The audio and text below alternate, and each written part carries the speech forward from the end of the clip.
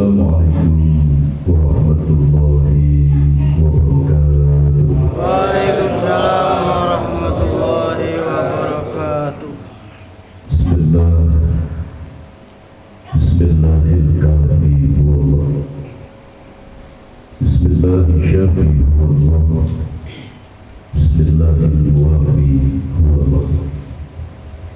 Alhamdulillah binur syafi'il hikmah. Asyhadu an la ilaha illallah wahdahu la syarika lah. Lahul mulku wa lahul hamdu yuhyi wa yumiitu wa huwa ala kulli syai'in qadir. Wa asyhadu anna Muhammadan abduhu wa rasuluhu la nabiyya ba'dahu khatamul anbiya wal mursalin. Faqala Allah ta'ala fi kitabihil karim wa huwa asdaqul qa'ilin. Bismillahirrahmanirrahim.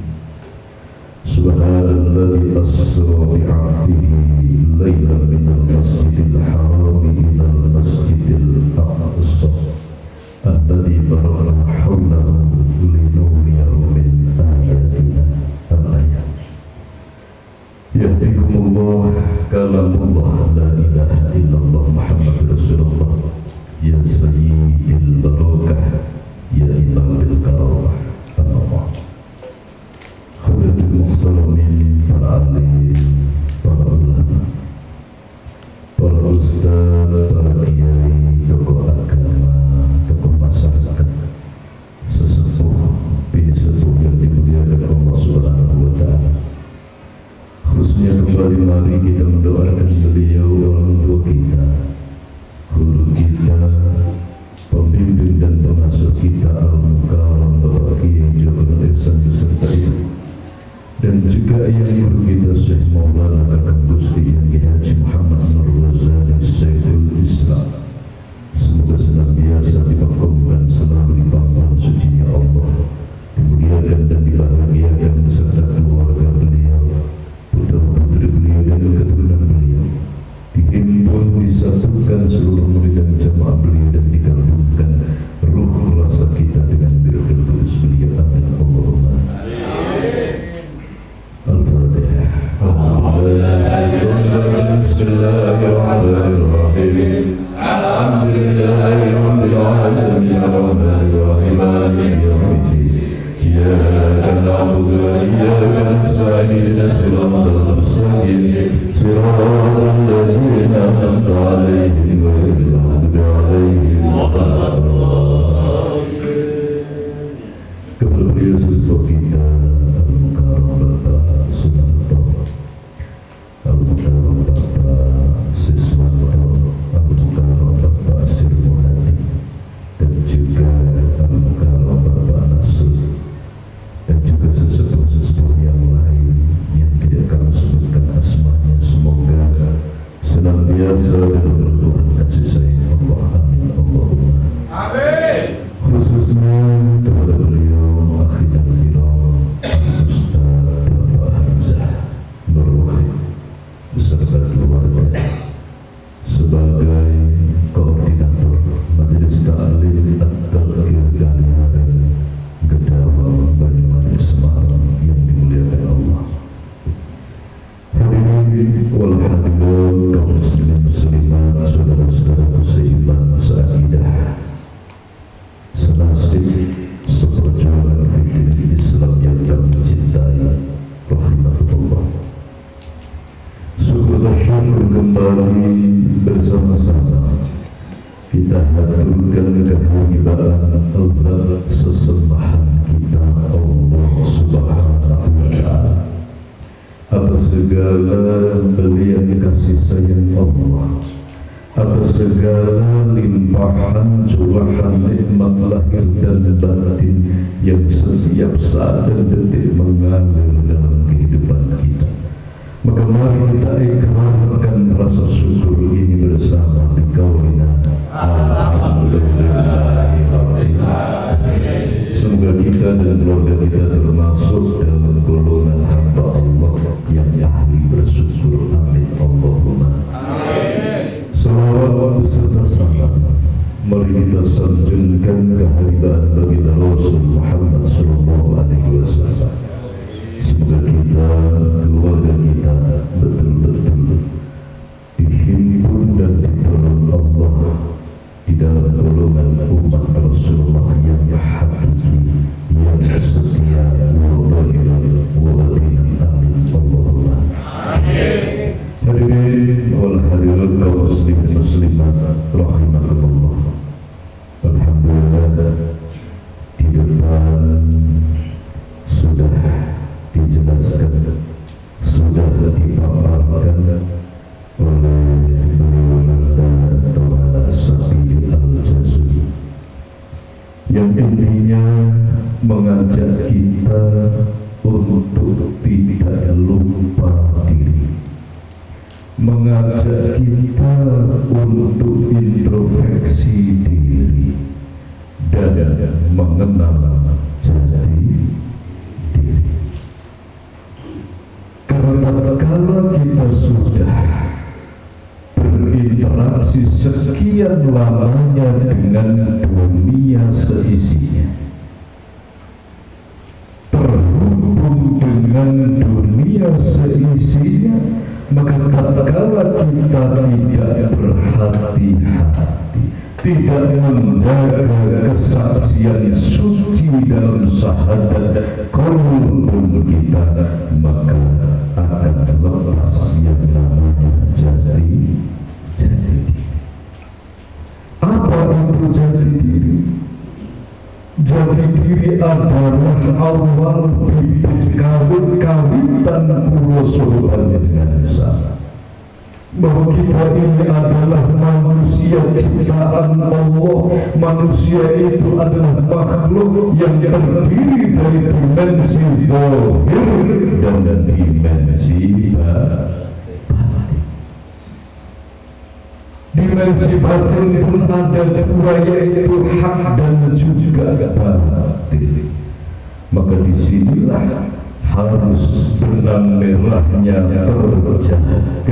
Kita semua ini adalah dari Allah, harus mampu kembali kepada Allah Subhanahu wa Ta'ala. Maka bagaimana kita itu perlu sangat penting sekali mengingat tentang jati diri kita, mengingat tentang kelahiran kita, bahwa kita ini dari Allah Subhanahu wa Ta'ala, yang sejatinya adalah Ruhul Kudus dibungkus dengan jasadnya, kendaraan duniawi, agar kita bisa beribadah dan beramal. Allah tidak panjang lebar yang kami sampaikan, tetapi mengajak pada pribadi kami sendiri dan saudara sekalian. Maka sebelum kita mengenal yang lain, sebelum kita kenal tentang warna merah, hijau, hitam dan lain sebagainya, sebelum kita mengenal rasa makanan, sebelum kita mengenal kesenangan yang lain, sebelum kita terhubung dengan hubungan yang lain, maka hanya ada satu penghubung kita, hablum minallah, hubungan kali Gusti Allah. Maka tatkala manusia terlahir di muka bumi sebagai konang jaban bayi, dia terlahir dalam kondisi lemah, dia terlahir dalam kondisi sendirian, dia terlahir tidak memakai baju apapun, dia lahir dalam kondisi telanjang, tidak punya apa-apa, bukan siapa-siapa, tidak tahu apa-apa. Satu-satunya hubungan yang ada bayi yang baru lahir secara hakiki adalah hubungan awal, hubungan sejati, hubungan dengan Allah Subhanahu wa Ta'ala. Maka inilah hubungan yang harus dijaga, hablum minallah, harus dijaga, sebab ini alamat asli kita dari Allah dan akan kembali kepada Allah. Maka tipu daya iblis laknatullah, tipu daya dunia, sihir daripada dunia sangat luar biasa mempengaruhi manusia, sehingga manusia rela mencampakkan hubungan sejatinya demi hubungan semu dengan dunia. Semua akan meninggalkan, semua akan meninggalkan.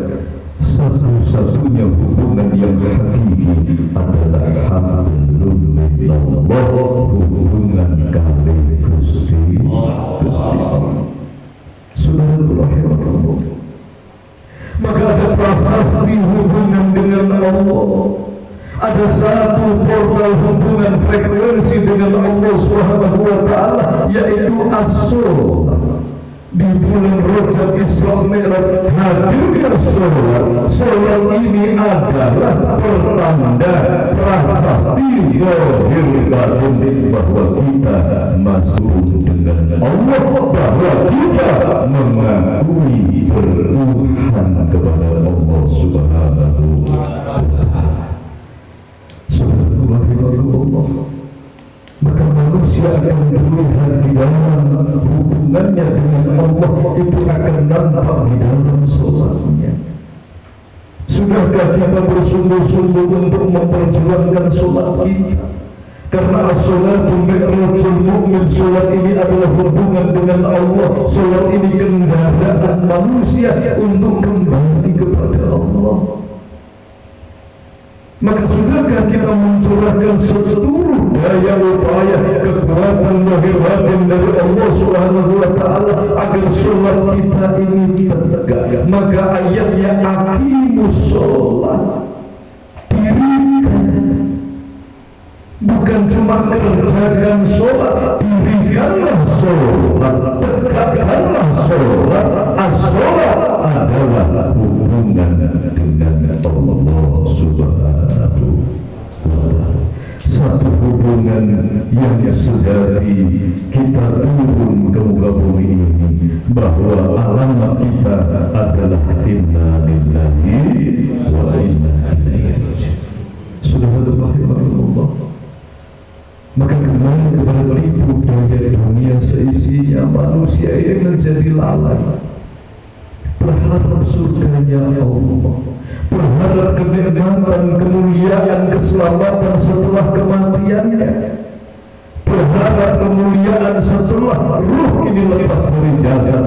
Tetapi waktu hidup tatkala ruhnya masih menyatu di dalam raga, tidak ada rekam jejak pengorbanan demi menjaga hubungan dengan Allah.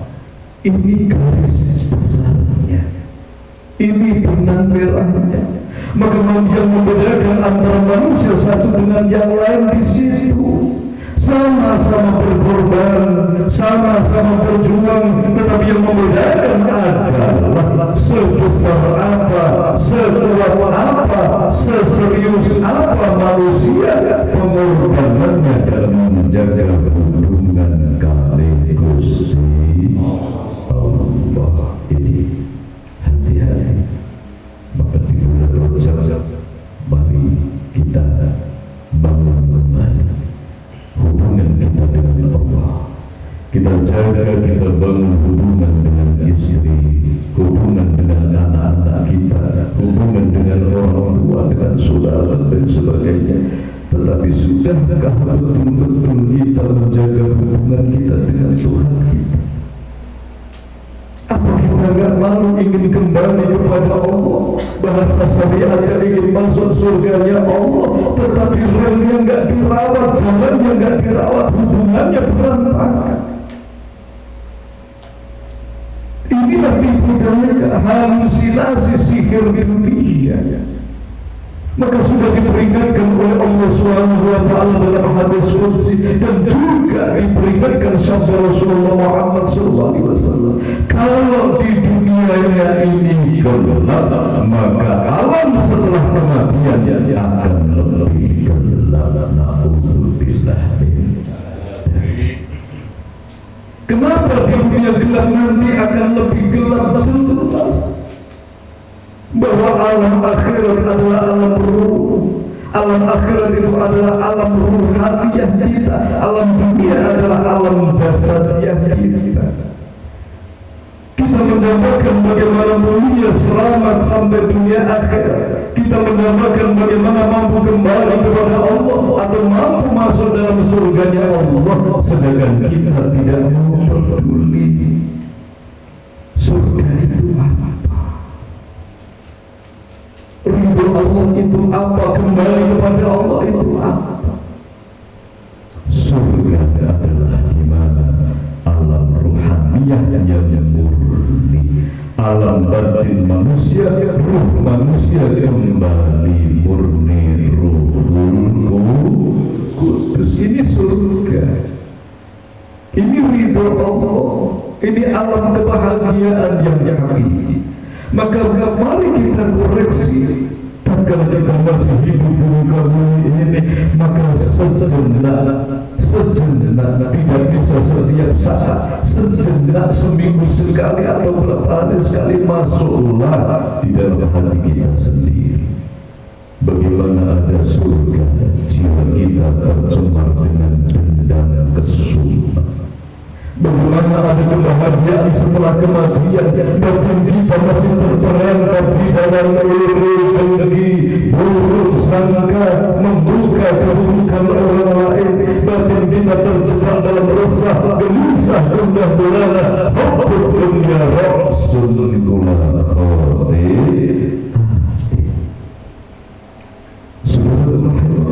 Sudah sangat jelas, sudah sangat gamblang. Maka tatkala detik saat ini ruh kita lepas kemana alamat kita sesuai kondisi ruhaniyah kita. Maka di saat kita masih hidup, dada kita betul-betul diisi dengan kasih sayang.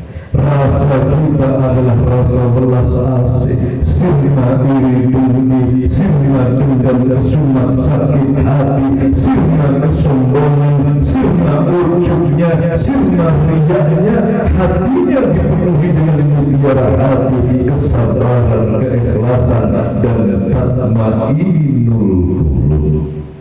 Maka sebelum ruh ini lepas dari raga, dia sudah merasakan ketenangan hati di qalbin salim. Alhamdulillah, alhamdulillah. Ini kita bapak-bapak kita sehat. Alhamdulillah. Sangat simpel. Saudara itu dimuliakan Allah. Maka ngaji itu kembali mengkaji, tidak cuma mendengarkan ceramah, mengkaji diri. Kita diajari bagaimana caranya wudu. Itu sesuci. Sucinya kaki, sucinya tangan, sucinya wajah mudah. Tetapi sesuci ini adalah mensucikan zahir dan batin. Di saat berkumur, ya Allah sucikan ucapanku. Di saat membasuh wajah, ya Allah sucikan anganku. Di saat kita ini membasuh tangan, sucikan keyakinanku. Membasuh sebagian daripada rambut atau kepala, sucikan otak atau pikiranku, akalku, ya Allah. Di saat kita membasuh telinga, sucikan pendengaran lahir dan batinku. Di saat membasuh kaki, tolong sucikan langkah perbuatanku, langkah lahir dan batinku. Subhanallah. Dan itu diaplikasikan dalam kehidupan, mengoreksi diri kita. Kenapa Rasulullah memberikan contoh Nabi sholat 5 waktu memperbanyak istighfar? Bukan cuma lantunannya yang istighfar, bukan cuma sholatnya yang taubat, tetapi kita harus 24 jam mengoreksi diri kita. Seperti ilmu jasad, 24 jam kita sudah dididik oleh Allah. Keluar rumah kena kotoran, secepatnya dicuci, dibasuh. Bajunya kena kotoran, keringat kotor, lepas pakai baju yang baik. pakai baju yang bersih yang sudah dicuci. Inilah konsep jajat imanakum bila ilaha illallah. Jangan baju kotor dipakai terus. Hatinya iri. Oh, kemarin masih iri. Kemarin iri 1 tahun sudah dilebur dengan puasa Ramadan saling maafkan. Kok masih iri? Berarti bajunya kotor, kena najis, kena tembelet, dipakai setahun. Naudzubillah min. Lepas. Gak kau bercuci yuk dilondeki. Dilondeki apa dicuci dewi? Cuci biang dicuci dewi, gak iso nyuci dewi londreke. Piye carane laundry 1 juta paling yatim piatu lillah niku laundry gak kok nyuci dewi. Santuni anak yatim fakir miskin, bergabunglah di alam perjuangan Rasulullah. Hadirin saudaraku yang dimuliakan Allah, ini tentunya jaga hubungan dengan Allah, sebab ini hubungan satu-satunya yang tidak akan hilang di saat seluruh hubungan ini terputus. Apa ayatnya? Maliki yaumiddin. Apa maliki yaumiddin? Allah itu adalah Raja Al-Malik. Allah itu Raja Malik Yaumiddin. Allah ini adalah yang merajai di hari kiamat. Apa hari kiamat? Hari di mana bumi langit seisinya hancur lebur runtuh. Hari di mana raja-raja ini pun mati. Seluruh raja yang ada di bumi langit seisinya hancur lebur. Maka Allah masih raja yang sejati. Maliki yaumiddin. Allah di saat semua hancur, Allah tetap raja. Di saat hubungan semua putus, maka hubungan dengan Allah inilah jati diri kita. Seperti kita terlahir di bumi ini dalam kondisi sendiri, belum mengenal bapaknya namanya siapa, bayi pelajar belum mengenal nama ibunya, yang dikenal cuma Allah Subhanahu wa Ta'ala. Dan kalau ruh ini sudah lepas, maka perkenalan kepada semuanya ini putus. Hanya satu hubungan yang tetap ada dan langgeng, hubungan dengan Allah. Maka tatkala kita tidak mau berjuang membangun menjaga hubungan dengan Allah, maka jangan harap kita mampu kembali kepada Allah. Bagaimana cara menjaga hubungan dengan Allah? As-sholat. Jagalah sholat, jagalah setiap saat melibatkan Allah Subhanahu wa Ta'ala. Maka inilah yang harus kita kembali mindset murokobah kita. Sesayang apapun dengan hubungan yang ada di dunia seisinya, semua akan berpisah. Hubungan kita yang sejati adalah hubungan dengan Allah Subhanahu wa Ta'ala. Maka sungguh sangat celaka manusia di akhir zaman, dia campakkan hubungan dengan Tuhannya karena gara-gara menjaga hubungan dengan selain Allah. Ini manusia rugi. Dan beruntunglah manusia tatkala dia tetap setia menjaga hubungannya dengan Allah, walaupun dia dihantam, walaupun dia dihina, walaupun dia dicerca, walaupun dia menghadapi derita dari dunia seisinya, dia tetap setia menjaga portalnya, dia tetap setia menjaga hubungannya, hubungan yang hakiki, yaitu hubungan dengan Ilahi Rabbi Dzul Jalali. Semakin akrab, semakin dekat dan dekat karena kita dari Allah, dan Allah lah tempat kita kembali. Semoga kita termasuk golongan hamba Allah yang setia, semua dari Allah.